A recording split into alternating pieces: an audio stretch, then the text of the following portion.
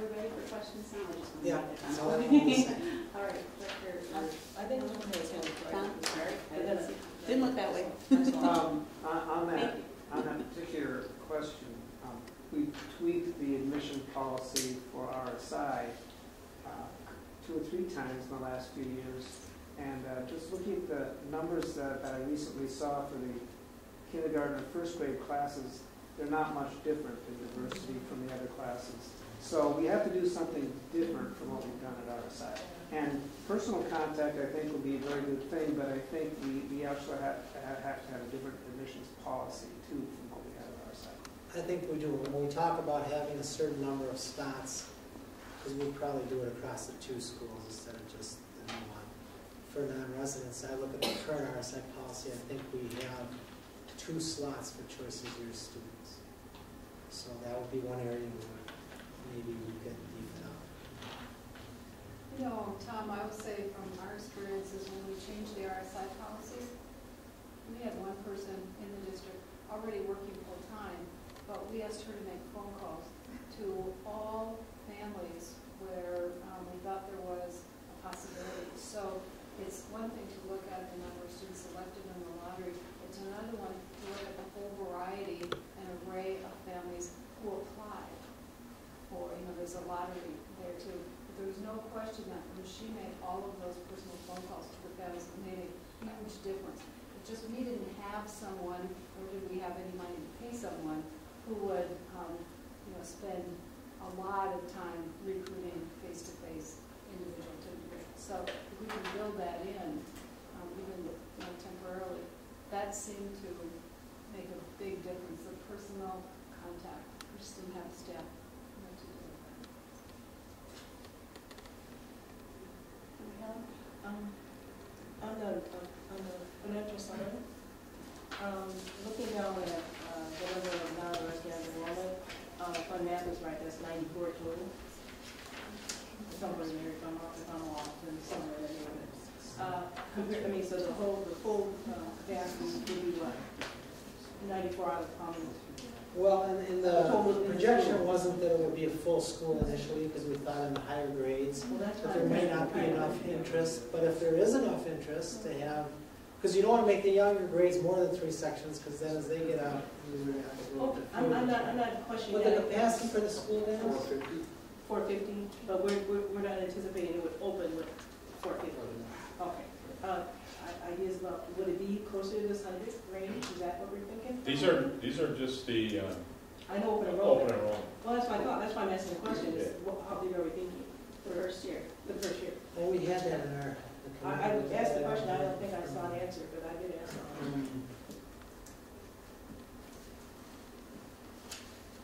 We have 3 sections of the younger grades. Well, and one of the reasons I asked that question when I was looking for that 3 is sections per grade.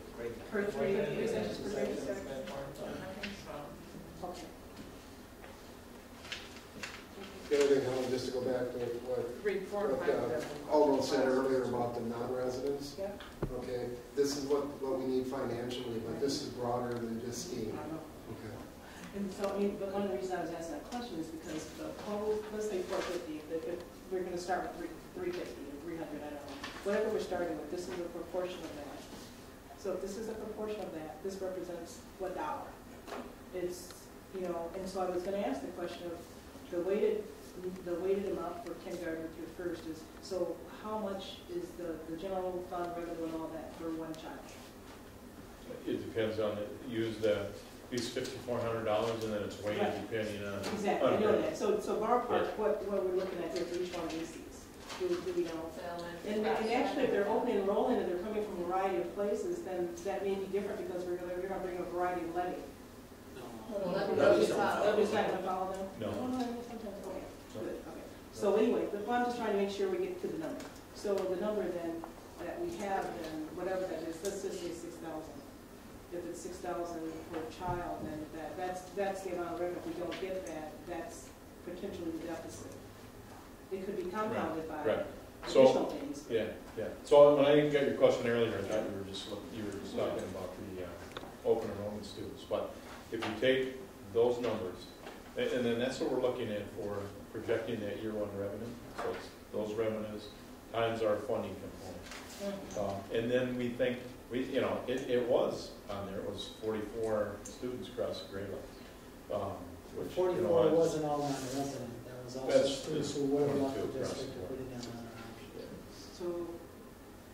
So we're taking this number and multiplying that by our projected revenue. That's our revised revenue, which is Right. downward. But that's not 100% because of course we need resident students as well. We need to Right. actually fill the building, so Right. if we don't, if these targets that can affect, I mean, this is gonna, full Yeah. utilization of the building is desired. A Yeah. certain percentage of the proportion of that is hinging on this open enrollment factor.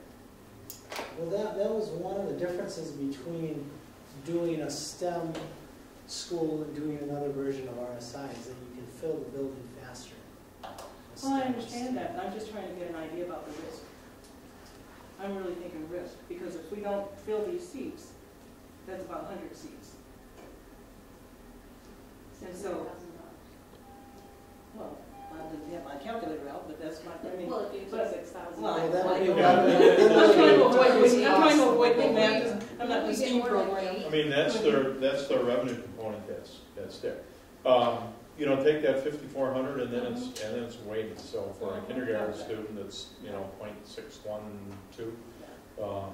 And then it varies based on, so 1.03 for grades 1 through 3. Yeah, and I didn't want to get mired down in the formula, because I know we can all dig it up and find it out. But I guess my main point I was making is the proportion of the revenue that we need from these seats, the external seats, is proportional, even though we can spread it across the districts, I mean, in some ways. So it's similar to what we have been doing in terms of open enrollment, so it's not going to be, that dramatic.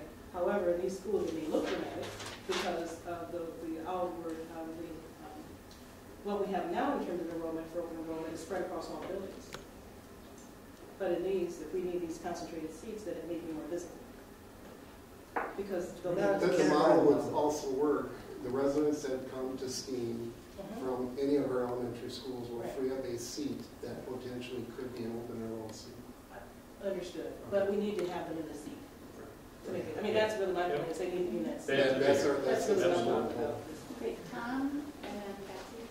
I think part of the reason we see the first 5 years or so with a fairly steady cumulative net loss, and then the loss decreases and becomes a gain, is because they figured there wouldn't be full enrollment those first few years, and then by the 5th year or so, we do gain more than we had the first few years because we do have full enrollment.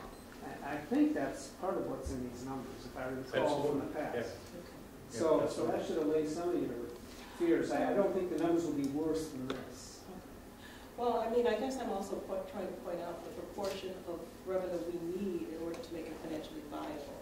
And I mean, that's really what I'm focused on, is that proportion of the entirety for when it opens. However many sections we have, there is a proportion of those seats that need to be filled in order to help this be financially viable. And that's really the point I'm making. And I'm focusing on make sure that that's kind of the target. Sure. I mean, that's really what my energy was on. If I was all over the place, I apologize. Yeah, well, and all I'm saying is this doesn't And I assume we appreciate have what you're full saying, because enrollment I right hadn't away. thought about that. But I mean, it's clearly so. That was helpful. Okay. Betsy? Well, in answering your question, Helen, I think, everybody's given that thought about making it financially viable. And I think, as they've said over and over, and having sat on that committee and all those meetings, this is a conservative estimate. And I think there's been a lot of research put into, I know there's been a lot of research put into alleviating the risk factors.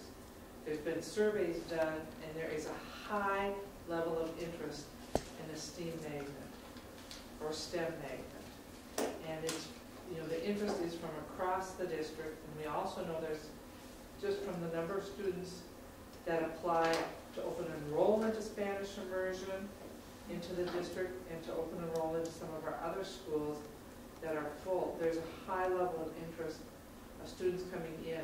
We've got those numbers, we've got that data. Well, So I'm very comfortable with this. Just a comment to Betsy's comment. I agree, Patsy.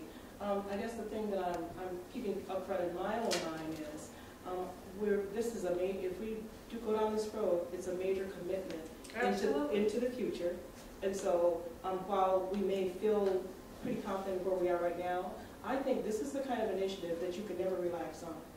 This is the kind of initiative that has to continue to have push in order for it to continue to be financially viable, so that we don't go down someplace down the road in a place that we don't want to be. So I mean, so I'm not gonna, be relaxed and say, oh, well, we this and that, because the winds change. No, And so that's all I'm saying. So I'm not calling into question any of the work. It was very hard work, very good work that went into it, as far as I'm concerned. But at the same time, I think this is one of those initiatives that you cannot take your eye off the ball. Well, I think 15 months of research and study going into this, I think that from what I've heard, people on the committee are very dedicated to making this work. Nobody has a crystal ball that's going to tell you what's going to happen down the road. Nobody knew 25 years ago that Spanish immersion was going to be the huge success that it is, but we have a great track record. So I am comfortable with this. And, it goes back to, the whole budget adjustment, and what our priorities are. And I think retaining and recruiting students is a smart budget step. And this is a step where we know that families want choice, and this is a choice families want. I agree. I think we'll be very successful. I agree with that. And I guess all I'm speaking to is, if I'm going to support an initiative that's going to cost the kind of dollars and reduction, in our general fund and everything else for a few years into the future, it's not something I'm going to just kind of relax and say, well, I think it's going to all come together. I'm not saying that you're saying that, and I'm not in a debate with you. I was on the committee and I supported this. But I'm just saying out loud what I feel. And what I feel is that this is something we cannot take our eye off the ball on. We have to be assertive and aggressive with this program on into the future, because it's costing big dollars.